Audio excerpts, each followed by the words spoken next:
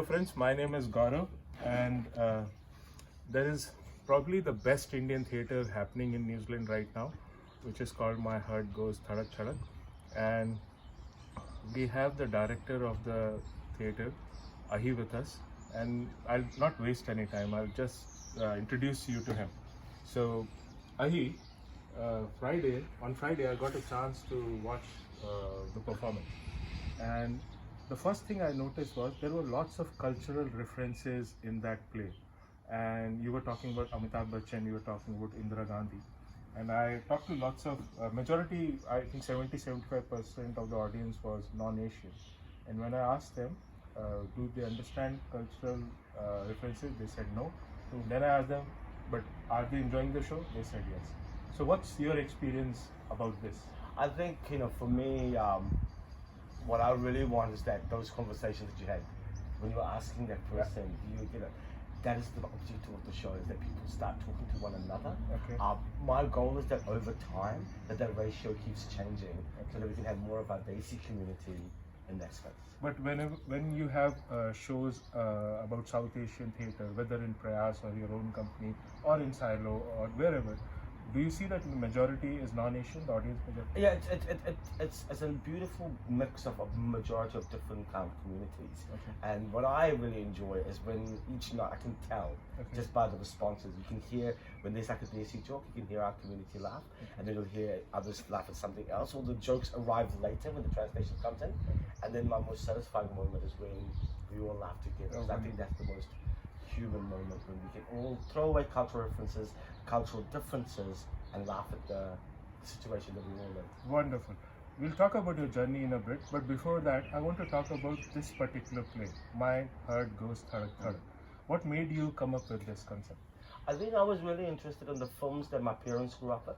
In the 70s, the rise of Amitabh Bachchan was massively monumental. In the 70s was a game changer in Indian cinema. A lot of politics, a lot of turmoil around the world, but also nostalgia, this idea that all the music, like R.D. Burman's kind of references, Zina Taman, Sharmila Thakur, like all of these icons that my parents have idolized. I just wanted to put something that was fun, playful, magical, but also for a whole new generation of my younger ones that are coming up, remind them of what the past was. So your earlier work, like the tea plantation in Sri Lanka, the morning after about the tsunami devastation, in June you came up with One Fine Balance. All these were serious plays, and now you have shifted to a more entertaining sort of. So is this a deliberate thing? Absolutely. Because we're going towards the end of the year, we're going into the holiday season, so we need to find some light and laughter. But also, what I've found is that often with serious dramas, is that once they're finished, or you kind of walk away with this heaviness. What I wanted to do was how can I find ways we can laugh and open up, and then review the politics and the things in between. So we'll see more entertaining stuff. Absolutely. I think that's an accessible way. Hi Savasu all the way. Okay. So we'll talk about your journey now. So when I was researching before having this conversation, I got to know that you were a trained actor, but you shifted to direction. When did that happen and why did it happen? This is a story I love telling people. So I trained from drama school in 2007, but then for 4 years, my work was always about playing terrorists, taxi drivers, or like dairy owners. That was the only roles that I was always being auditioned for. So I got really frustrated about that, really angry about that.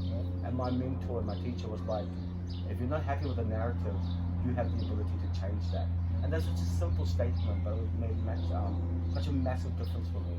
So I realized the only way I can change the ways that we're being perceived in media or in entertainment is to create roles. So I started writing, and then realized that in order for them to be alive, I need to direct them as well. So that was the transition in there. And I found that quite empowering, because through that process, I can create opportunities for more actors and more creatives on stage. So that's why when we look at Thadak Thadak, you have lots of South Asian actors on stage. So obviously you are making a difference there when you are directing or in your collaborations. But when you look at the mainstream, so to say, look at Auckland Theatre Company or other theatre productions here, do you see that South Asian or Asian actors, or for that matter, non-European actors, get that platform? Not as much as they should. And as when we collaborate with organizations like Auckland Theatre Company, Silo, who occupy or have a lot of resources, and they can see our talent, then they will take a part. I think they will keep casting. I always say the difference between being given a role is being seen and being given an opportunity. So my job as a maker is, while making the shows, is to keep highlighting and showcasing all the brilliant talent. Because we only see about 5% of what our community has.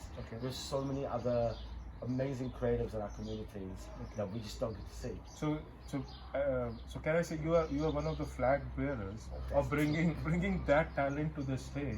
And when in audience, maybe some representative of theatre companies, they will spot the talent. Absolutely. And they will cast them. And that is my goal. And I'm one of many. There are many people. I think there are elders in the dance community, in the film community. I think we're all constantly making works so that we can be reflected, and we as people can be better reflected.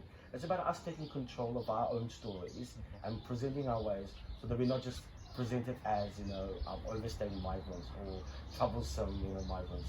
We're beyond that, and this is us celebrating that. I want to dig deep into the stereotype thing for a while. Like when you're saying you were only cast as a terrorist or a taxi driver and all. So what were those conversations? You did it for 4 or 5 years, right? Yeah, I think also because who occupied the power at that time, who were in the right. Who was the casting director? Yeah, as well as people in there, and there's a limitation. Now we can ask for better. I'm like, does this? I have no problem playing a terrorist, but like, does the terrorist have a name? Yeah. Does he give me a backstory? Give me a context behind it. Yeah. Just don't limit me down to an art. And you don't want to play terrorist 10 times in a row. I know exactly. Right? I don't want to be typecast, but I think there's a power in being able to get into those rooms and change it. I think that is changing. Okay, wonderful. Tell me about your inspiration. This is again stereotypical question that I have to ask you. Your inspiration. Who inspired you? What inspired you? I think there's multiple people that have inspired me. In the theatre community, there's a wonderful theatre maker called Tony Coker, and he was my mentor. So he's inspired me massively. I read his plays when I was in university. Growing up, lots of Tamil filmmakers, so like Maniratnam, Balachandar, in music, Ilayaraja and Rahman. But I think I'm constantly inspired by makers who just step out of the box or think outside or ahead of the game. Okay. There's something about that. So when you talk about these filmmakers, the way I see it, they have entertained the masses, as well as like you look at Mani Ratnam, right? You look at Roja, his famous movie, or Dil Se. So he was entertaining, but he was talking about like Bombay. He was talking about Hindu-Muslim issues. So lots of entertaining stuff, but lots of issues inbuilt in those narratives as well.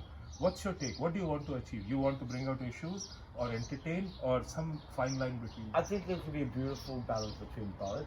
I think all art has to entertain, but also there could be a point to educate. I mean, that's my subjective view.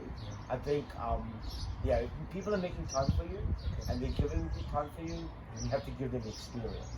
And right now in my journey, I'm interested in that balance between educating and entertaining at the same time. So what's next for Ahi? What's next for me? I would love to go into cinema. I love to write and direct for screen, because I feel like theatre is beautiful and it has a fluidity. I'm a control freak. With cinema, I can lock it in exactly how I want it. But also the reach for cinema is even more branded, because you can go online and reach out to other people. So if I can say that you have brought South Asian theatre into the mainstream of the theatre scene in New Zealand, we can see you bringing the South Asian actors and stories on the mainstream TV channels as well. Well, that is my like goal. Coronation Street, we will have something in Bombay Street or Delhi Street, maybe Colombo Street, something like that. No, I love to be able to be in spaces or places where I can make things happen, where I can cast and create opportunities for more people of difference, artists of difference, and I think that's part of my trajectory, is finding those opportunities and organizations and then presenting and creating work for me. So, best of luck for that. But before we end, I want to ask you about the next theatre production as well. So, my Heart Goes Thadak Thadak is till December mid, right? It's on to December 14th. What's next? I'm working on a two-hander play, no title just yet, which looks at me growing up in the 90s in Wellington and the opening of the first spice shop in Wellington. There was a beautiful shop in Pretoria, so I'm interested in that. So that will come. That's around March, April. March, April. Yeah. We'll get to comedy, full-on comedy. Oh, yes. So no fine balance. No fine balance. Wonderful, wonderful. Thank you very much. Yes, thank you so much.